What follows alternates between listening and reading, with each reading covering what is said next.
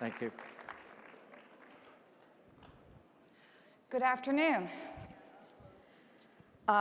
This is what's amazing about CPAC. Matt Schlapp's out here saying, you've got to talk to Pat Nolan, and you just sit there, and here I am talking to Pat Nolan for you, right? You can't beat that. Pat is the director of the American Conservative Union's Center for Criminal Justice Reform. I've known him for many years. He was first elected to the California State Assembly when he was 28 years old. He became the California Assembly leader, and that's when I worked for him in 1987. And he has a lot of distinctions in his career. One of them is he thinks he's the only convicted felon to be at the White House for 3 bill signings. 4 now. 4 now. 4 now. That's pretty amazing, isn't it? So anyway, just let's talk about your life, Pat. You started out as one of the cavemen in the California Assembly. You were one of the young Turks or the cavemen. What did a good conservative think about the criminal justice system and what lawmakers should do when you were a lawmaker in 1987? Well, first, so the great audience of CPAC knows, I was a Reaganite from his first campaign. The first primary, myself, Dana Rohrabacher, Sean Steele, a whole bunch of us cut our teeth in Reagan. And he taught us that we should raise a banner of bold colors, not pale pastels. And so when we got to the Assembly, we were there to stir the pot. And we were part of the tax reform revolt of Prop 13.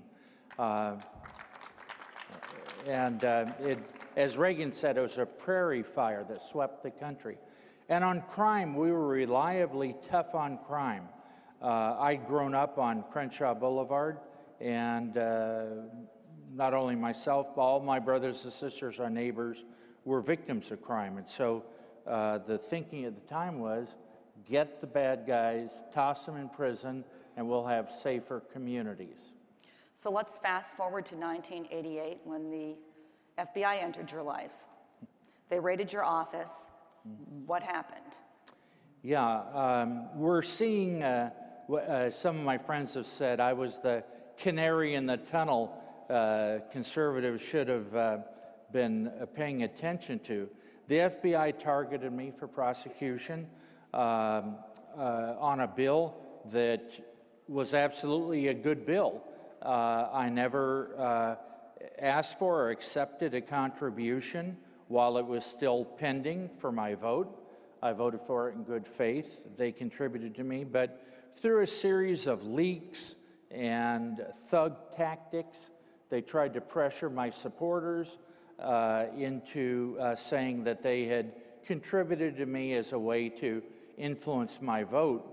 And it was not only conservatives, but liberals reacted in horror at that, because as many people told them, I was one of the good guys. I was a straight arrow.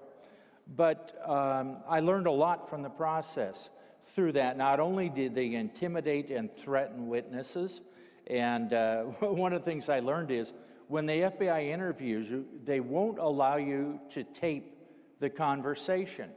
Instead, they write it down in what they call a 302, and they put things in quotes that aren't quotes. They aren't stenographers. But then, and this is what happened to General Flynn, then they come back to you and say, oh, you said this, and that contradicts that. No, when you object to that, and they said this to many of the people that worked for me, well, who are they going to believe? Fine, upstanding FBI agents, or somebody that works for a crooked politician like you? So. And you hung in the wind for 5 years. You were in, yeah. So they raided your office in 1988. You were indicted in 1993, and then in 1994 you were scheduled to go to trial. And you pleaded guilty. Yeah. So at the day that you pleaded guilty, you came out of the courthouse and said you weren't. Right. Explain that. Yeah, you know, I thought, like most people, well, you don't plead guilty unless you're guilty. But, you know, my children were 5 years, 4 years, and 10 months. and they stacked charges against me. The one that contributed to my campaign, not to me personally, and but they got 6 felonies out of it in the charging. They always overcharge. And I was facing a minimum of 21 years in prison. I would have lost the whole childhood of my children. And to me, the calculus was easy. I'd worked very hard to try to change. I fought Willie Brown every day on the floor. He was the speaker, and I brought our caucus within 5 votes of defeating him and electing a Republican speaker, and they took me out. But I couldn't afford to miss all those years with my children. So I lied and said I did something, and then walked out of the courthouse and said, I just lied because I didn't do anything, but I need to protect my family.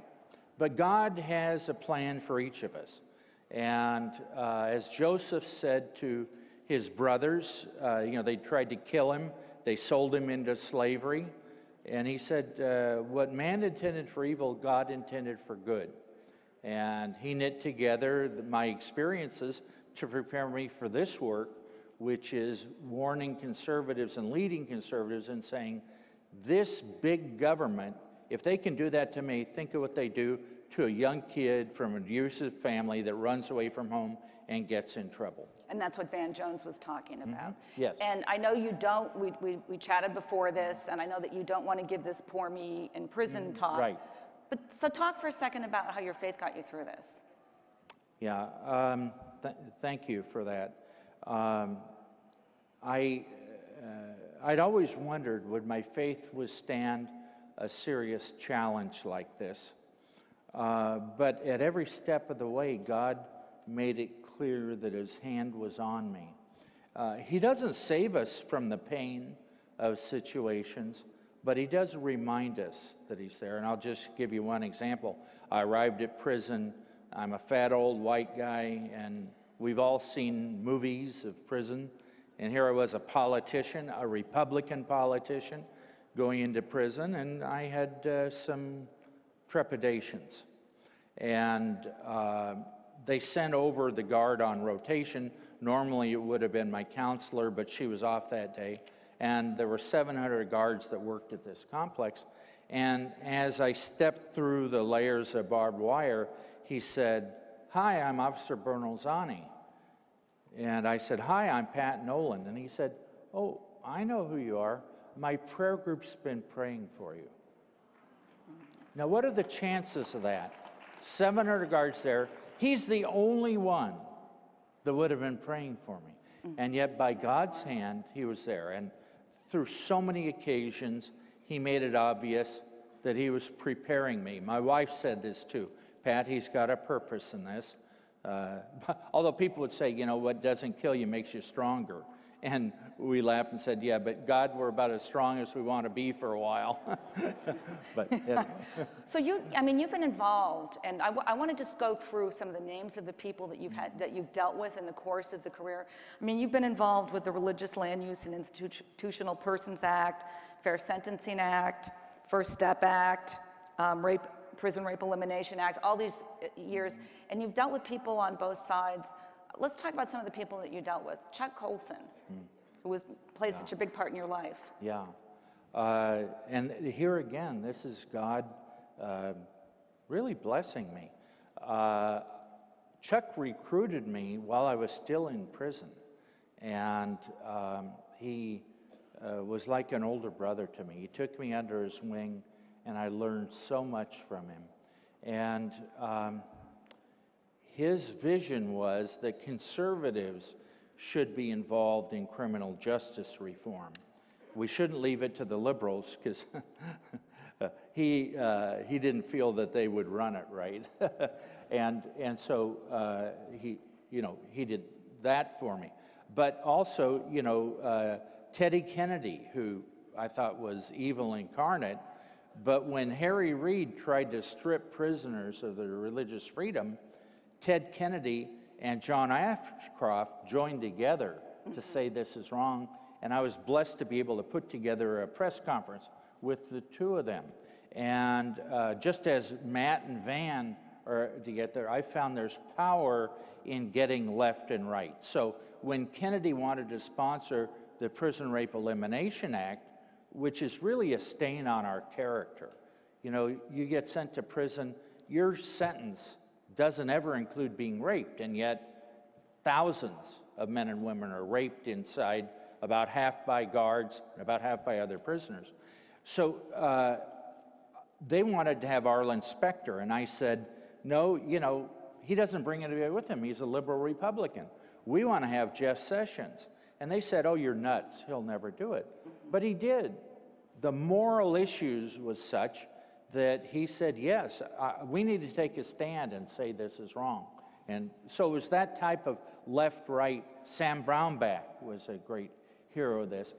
Dick Durbin actually was good to work with. Not on anything else, but on these issues he was. Well, so you've been involved in signings for bill with Bill Clinton, George Bush, Barack Obama, Donald Trump. Who was the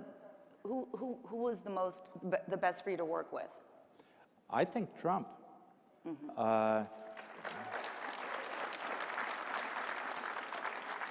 He had a passion for this. He was skeptical, but I don't have time to go into this, but God put me together with Jared Kushner 10 years earlier when neither of us ever would have thought Trump would be president.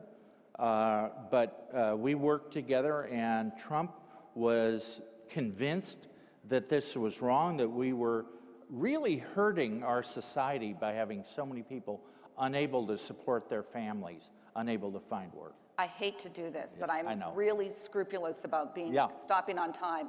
So tell me, what's the next thing you want to get done, Pat? Yeah, first, prosecutorial abuse. We need to hold them personally accountable when they violate our rights. Second, mental health. We have so many people that are mentally ill that get sent to prison, and they're not evil, they're sick, and they need help. And I'll give you one more thing to say, and then we've got to run. What's the third thing? I think it's trying to give shorter sentences, but more things that prepare them to come out. So. Thank you. Yeah, Thank you very much, everyone.